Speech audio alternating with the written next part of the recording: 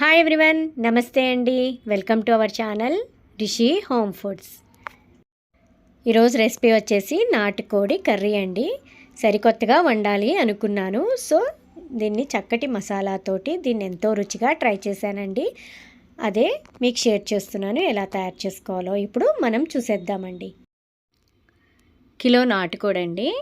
అక్కడే కాల్పిచ్చి medium size ముక్కల కింద కట్ చేయించుకుని ఇంటికి తీసుకొచ్చి ఉప్పు, నిమ్మరసం, పసుపు వేసి శుభ్రంగా 3 సార్లు కడుక్కున్నానండి.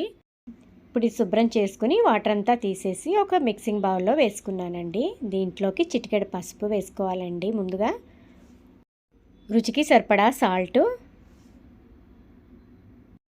నాన్ వెజ్ కర్రీ అంటేనే మనకి ఉప్పు, కారం అలాగే మసాలాలు కూడా ఎక్కువే పడతాయండి.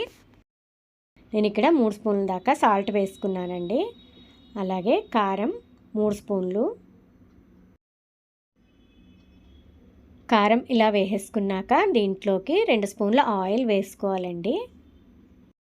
మనం వేసుకున్న ఇంగ్రీడియంట్స్ అన్నీ ముక్కకి బాగా పట్టేలాగా చేత్తో కలిపేసుకోవాలండి. ఇదంతా ఇలా కలిపేసుకున్నాక ఒక గంట సేపు నాననిస్తే మంచి టేస్టీగా ఉంటుందండి కర్రీ.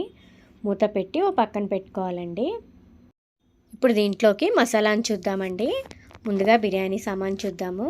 నేను ఇక్కడ ఒక బిర్యానీ ఆకు తీసుకున్నానండి.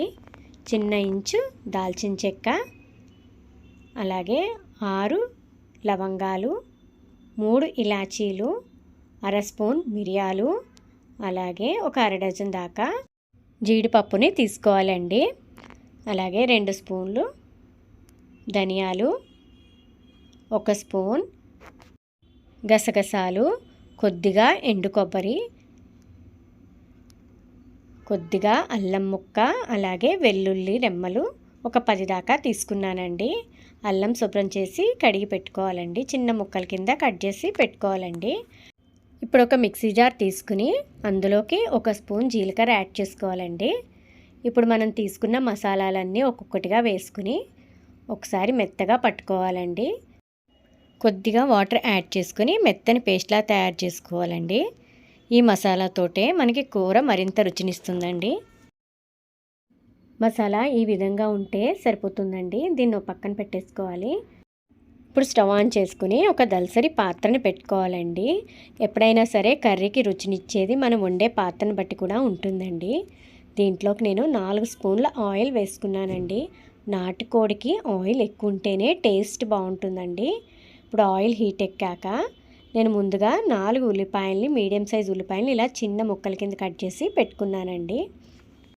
ఇవి మీడియం సైజ్ ఉల్లిపాయలండి. మరీ ఎక్కువ వేసుకున్నా తీపినిచ్చేస్తుంది కర్రీ. ఉల్లిపాయలు వేసేసుకున్నాక మనం బాగా వేపుకోవాలండి. ఇవి మంచి కలర్ వచ్చేంత వరకు ఫ్రై చేసుకోవాలండి. ఇలా గోల్డెన్ కలర్ వచ్చాక ఉల్లిపాయలు, నాటుకోడి ముక్కల్ని ఇలా వేసేసుకోవాలండి. ఇందులో వేసేసుకుని మంటని మీడియం ఫ్లేమ్లో పెట్టుకోవాలండి.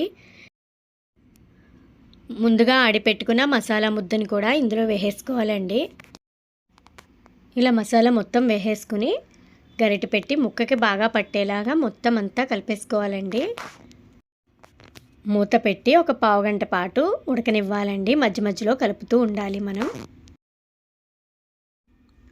ఒకసారి మూత తీసి చూద్దామండి. ఇప్పుడు మనకి ఆయిల్ సెపరేట్ అయింది కదండి కర్రీలోంచి. ఇలా సెపరేట్ అయింది. అలాగే ఒకసారి గరిటె పెట్టి కలుపుకోవాలండి. ఇలా మనకి అడుగంటుతుంది అనిపిస్తే కూర పర్ఫెక్ట్గా కుక్ అవుతున్నట్టేనండి. ఇది మనకి ఒక 60% దాకా కుక్ అయ్యింది. ఇప్పుడు దీంట్లోకి కొద్దిగా వాటర్ యాడ్ చేసుకోవాలండి. వాటర్ కొంచెం ఎక్కువే యాడ్ చేసుకోవాలండి. ఎందుకంటే నాటుకోడి కొంచెం ఉడకడానికి టైం తీసుకుంటుంది.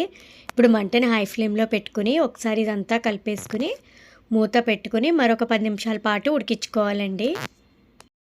మనకి నాటుకోడి ఉడకడానికి ఒక 40 నిమిషాలైనా పడుతుందండి. అలా ఉడికితేనే ముక్క చక్కగా ఉడుకుతుందండి. ఇలా ఉంటే సరిపోతుంది. నాటుకోడి మరీ దగ్గర అవుతే బాగోదండి. ఇలా కాస్త పులుసుగా ఉంటేనే బాగుంటుంది. ఇది రోటీలోకైనా, రైస్లోకైనా, అలాగే వడల్లోకైతే సూపర్గా ఉంటుందండి. రాగి సంకట్లోకైనా చాలా టేస్టీగా ఉంటుందండి. దీంట్లోకి కొద్దిగా సన్నగా కట్ చేసుకున్న కొత్తిమీరని యాడ్ చేసుకోవాలండి. మరొకసారి కలిపేసుకుని స్టవ్ ఆఫ్ చేసేసుకుని మూత పెట్టి మరొక 5 నిమిషాల పాటు వదిలేస్తే కూర కొంచెం చిక్కబడి దగ్గర అవుతుందండి. చూసారు కదా కూర ఎలా దగ్గర పడిందో. ఇప్పుడు ఒక సర్వింగ్ బౌల్ తీసి సర్వ్ చేసుకోవడమండి. ఎంతో సులువుగా ఎంతో రుచిగా ఈ మసాలాతో ట్రై చేయండి. నాటుకోడి కూర అదిరిపోతుంది. ఇంకా ఆలస్యం ఎందుకండి, మీరు కూడా ట్రై చేసి టేస్ట్ ఎలా వచ్చిందో కమెంట్ చేయండి. అలాగే నచ్చితే లైక్ చేయండి, షేర్ చేయండి. తప్పకుండా ఫ్రెండ్స్కి రిలేటివ్స్కి చెప్పి సబ్స్క్రైబ్ కూడా చేసుకోండి. ఇలాంటి టేస్టీ అండ్ ఎమ్మీ రెసిపీస్ కోసం రిషి హోమ్ ఫుడ్స్ని తప్పకుండా ఫాలో అవ్వండి. Thank you for watching Rishi home foods. మరొక మంచి వీడియోతో మళ్ళీ కలుద్దాం. అంతవరకు సెలవు. Bye bye.